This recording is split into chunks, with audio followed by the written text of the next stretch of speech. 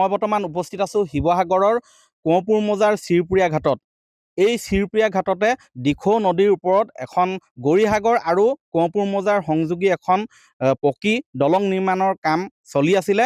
কিন্তু দলংখনৰ উদ্বোধন কৰাৰ পূৰ্বেই বৰ্তমান বহু অংশ ভাঙি পেলাবলগীয়া অৱস্থাৰ সৃষ্টি হৈছে। মই দেখুৱাইছোঁ এই দলংখনৰ দৈৰ্ঘ্য হৈছে প্ৰায় 160 মিটাৰ আৰু এই 160 মিটাৰ দৈৰ্ঘ্যৰ দলংখন নিৰ্মাণৰ বাবে প্ৰায় 17 কোটি টকা পুঁজি আমন্ত্ৰণ দিয়া হৈছিলে আৰু ইয়াৰ নিবিদা লাভ কৰিছিলে ত্ৰিশূল এছ'চিয়েট নামৰ এটা বৃহদাকাৰ ঠিকাদাৰ প্ৰতিষ্ঠানে। কিন্তু অতি পৰিতাপৰ বিষয় যে দলংখন নিৰ্মাণত হোৱা ব্যাপক বিসংগতি, নিম্নমানৰ সামগ্ৰী ব্যৱহাৰ আদি অনেক কাৰণত দলংখনৰ ধেনুভুৰীয়া হৈ আচলতে তললৈ বহি যায়। আৰু এই যিবিলাক গাৰ্ডাৰ দেখিছে, এই গাৰ্ডাৰবিলাক ধেনুভুৰীয়া হৈ বহি যোৱাৰ পিছতে আচলতে পৰীক্ষা নিৰীক্ষা কৰে আৰু তাৰ পিছত ধৰা পৰে যে এইখন সম্পূৰ্ণ বিসংগতি হৈছে, নিম্নমানৰ হৈছে।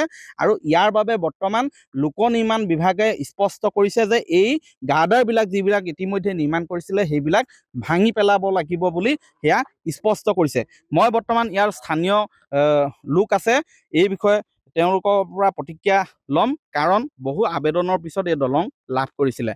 এতিয়া দলং ভাঙি পেলাব লাগিব এটা অংশ, কি ক'ব? হয়, এই আমাৰ যিটো দলঙৰ এই অংশটো ভাগি আছে এইটো সম্পূৰ্ণ ভাঙিবই লাগিব, কাৰণ আমাৰ এই দলঙৰ কামখিনি বহুত নিম্ন হ'ল আৰু ইয়াৰ আমাৰ কহিলাৰ কামটো অৱহেলিত, আমাৰ যিজন ঠিকাদাৰ তেখেতৰ অৱহেলাত আমাৰ কাম বহু পিছুৱাই গ'ল।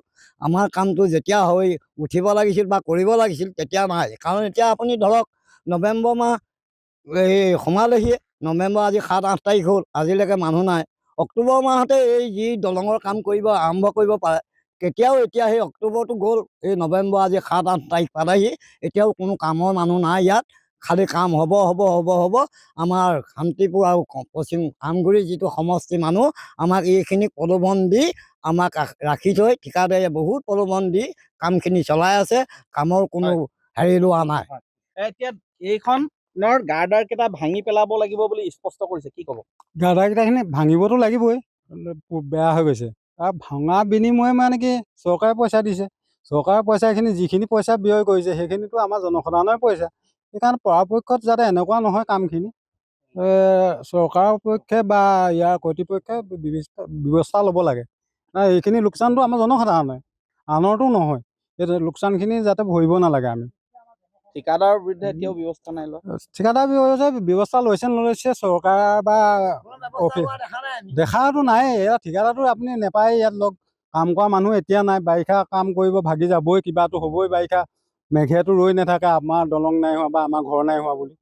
সেইকাৰণে এইখিনি ঠিক ঠাক কৰি দিব লাগে চৰকাৰে সোনকালে। হয়, মই দেখুৱাইছোঁ এইখন হৈছে এই দলংখনৰ যি 3টা গাৰ্ডাৰ দেখিছে, এই গাৰ্ডাৰ কেইটা ভাঙি পেলাবলৈ ইতিমধ্যে প্ৰস্তুতি আৰম্ভ কৰিছে লোক নিৰ্মাণ বিভাগে, কাৰণ ব্যাপক বিসংগতিপূৰ্ণভাৱে এই গাৰ্ডাৰ কেইটা নিৰ্মাণ কৰা হ'ল, যাৰ বাবে ধেনুভুৰীয়া হৈ কিছু বহি গ'ল, হাউলি পৰিলে।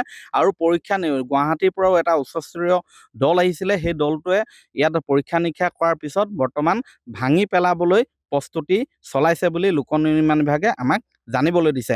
কিন্তু কাৰ ভুলৰ বাবে এনে হ'বলৈ পালে? এখন দলং নিৰ্মাণ সম্পূৰ্ণ হোৱাৰ পূৰ্বেই তাৰ যিবিলাক নিৰ্মাণ কৰিছিলে ইতিমধ্যেই সেইবিলাক ভাঙি পেলাবলগীয়া হৈছে। কিয় বিসংগতি হ'ল, এইবিলাকৰ এটা উচ্চ পৰ্যায়ৰ তদন্তৰ দাবী কৰিছে স্থানীয় ৰাইজে। আপুনি বিচৰা বাতৰি পাব কেৱল নিউজ 18 এপত। নিউজ 18 এপ ডাউনলোড কৰিবলৈ স্কেন কৰক এই QR কোড। গুগল প্লে ষ্টৰতো পাব এই নিউজ 18 এপ।